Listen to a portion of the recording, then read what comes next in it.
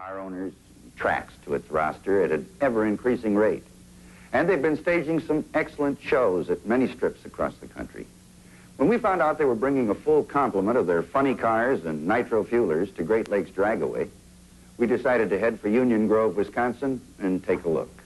Well, they were all there, but somebody forgot to order good weather, and with some pretty gusty crosswinds.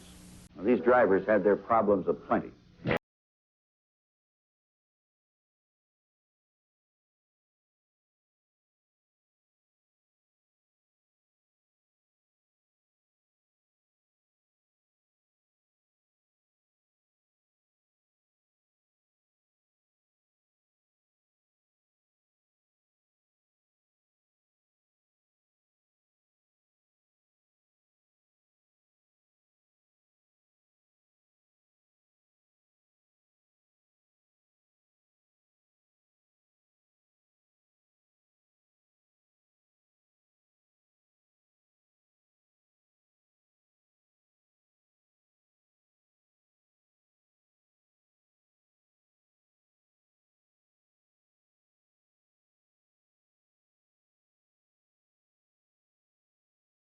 Steve Manhart in lane 1 against the Sunrise Mustang in lane 2, driven by Rusty Lindert.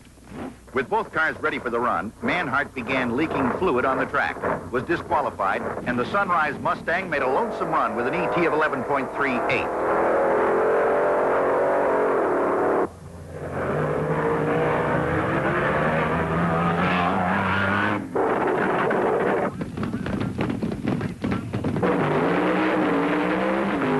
Then it was Gene Snow's rambunctious Dodge Challenger to go against Gabriel and Wagner's Long Beach Firebird Pontiac.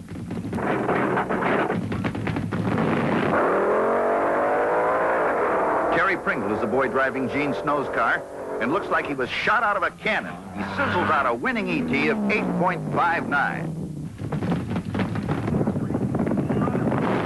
Dave Robinson, driving Kelly Chadwick's Chevy Vega, puts the wraps on Ben Griffin's Dodge Charger with an ET of 8.57.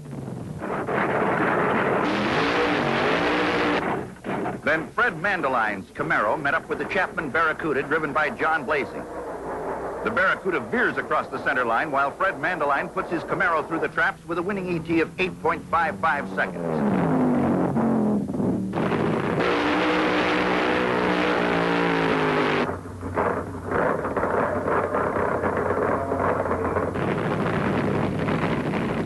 In this run with the nitro fuelers, Danny Wanger, driving for the Hot Rod Shop, beats Denny Darrell in the Mod Pa Hoover car with an ET of 6.82.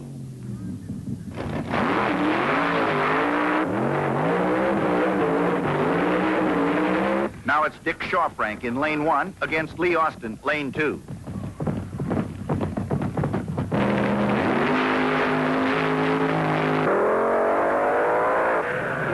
Austin takes an easy win after Shawfrank falters at the start line. His ET, 6.85. Here's the Keystone Engineering car in a solo run, and the driver, Steve Kaminsky, belts out an ET of 7.25.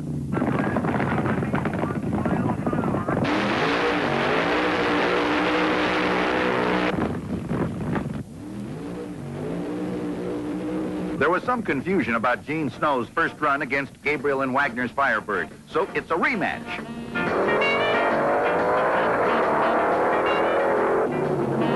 And Snow's rambunctious Challenger does it again, this time with an ET of 8.33. Steve Manhart, having just made repairs on the Vixen, brings it up to the line to face Chapman's 1,100 horsepower Barracuda. Manhart wins it in 9.12 seconds, and the eliminations continue on.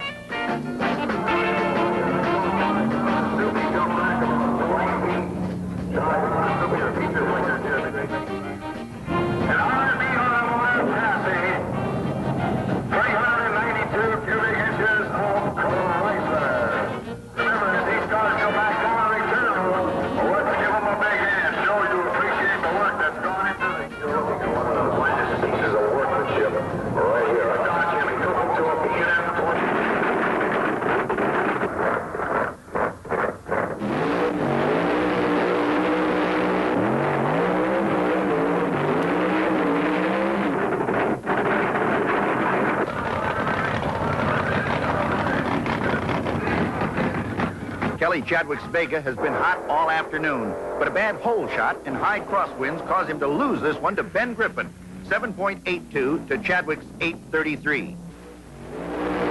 Here's a pair to draw to. Ma and Pa Hoover pairs off with the Seeley and Donnelly missile.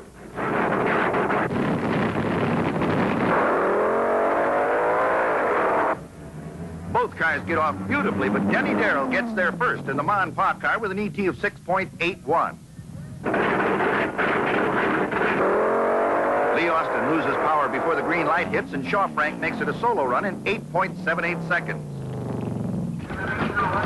Danny Wenger brings the Hot Rod Shop car up to the line to face Gordy Mills.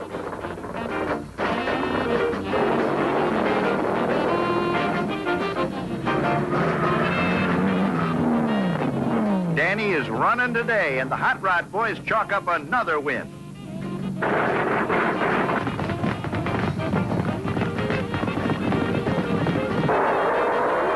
Ben Griffin's Mustang proves to be too much for Fred Mandeline as he sizzles out another win, this time at 7.70 seconds.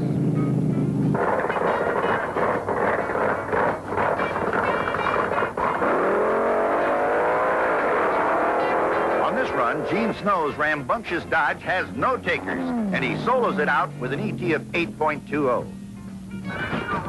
Steve Kaminsky brings the Keystone car up to the line to try Denny Darrell in the Ma and Pa Special.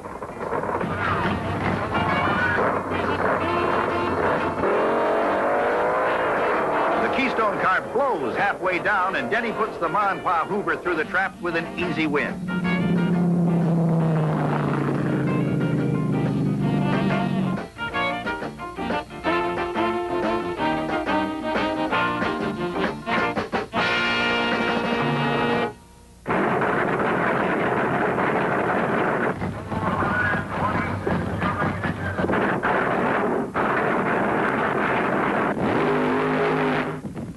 Final fueler run of the day featured Dick Shawfrank in lane 1 against the Hot Rod Shop in lane 2, and the crowd was up for this one.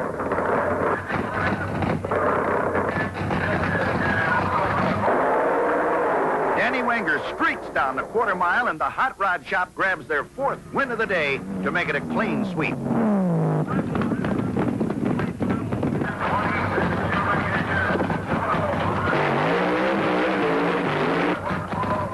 In the final go for funny cars, it's Gene Snow's Dodge meeting up with Ben Griffin's Plymouth-powered Ford Mustang.